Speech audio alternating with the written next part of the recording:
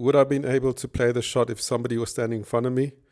Definitely not. I'm amazed at how courageous Phil Mickelson is and how much he just believes in himself and his technique.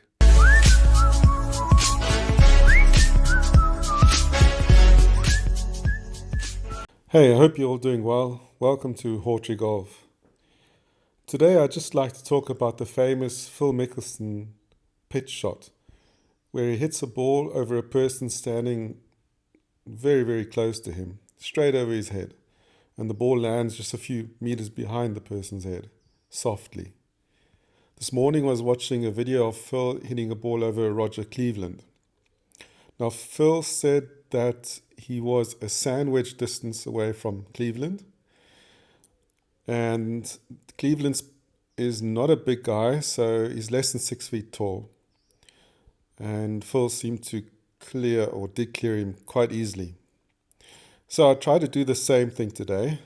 I'm not exactly a sandwich distance from the fence. The fence is over 6 feet, and I'm a little bit more than a driver length from the fence. Phil Mickelson said, if you want to hit the ball and get it to start very steeply, to fly slowly through the air and land softly, the first thing you have to do is hit down. So most people from this point, knowing that they've got to hit the ball high, will use their hands, keep their weight back and scoop the ball. And the big danger would then be to top the ball and obviously injure the poor person standing in front of you. Now, before I go into that, he also talks about the stance, and that's very important. Okay, so the ball forward has to be. So I've got the ball forward in my stance, quite a way forward.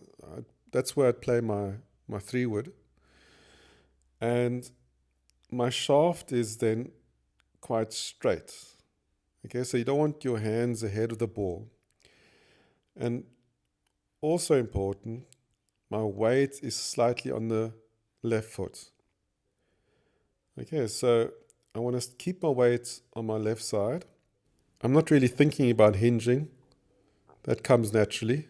It's a 3/4 backswing, even though I'm only going to be hitting the ball about 20 meters.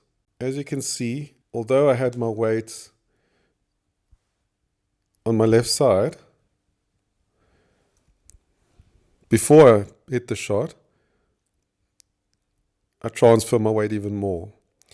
Now I, for myself, have to be careful that I do not shift my weight, or that I do not shift my hips too much forwards, because if I do that, I tend to change my spine angle too much. Okay, so I don't want to tilt any more away from the target. So if I transfer very slightly, I basically just want to turn my hips to the left. That's a bit too much shifting, but I can live with that. To Phil Mickelson, the most important thing is to hit down on the ball.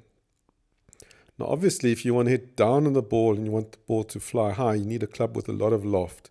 So I don't know which wedge exactly he was using, but he's probably using a 64-degree or 60-degree wedge. I have a 58-degree wedge here.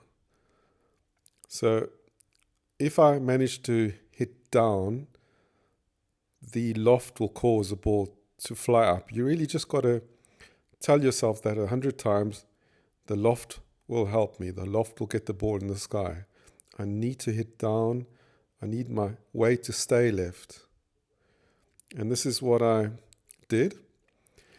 And it's something that Phil doesn't mention, is that every time I watch him hit the shot, he hits the ground first. He does say he wants to get under the ball. So that is a hint. But I played the shot a bit like a bunker shot, the way I saw him do it.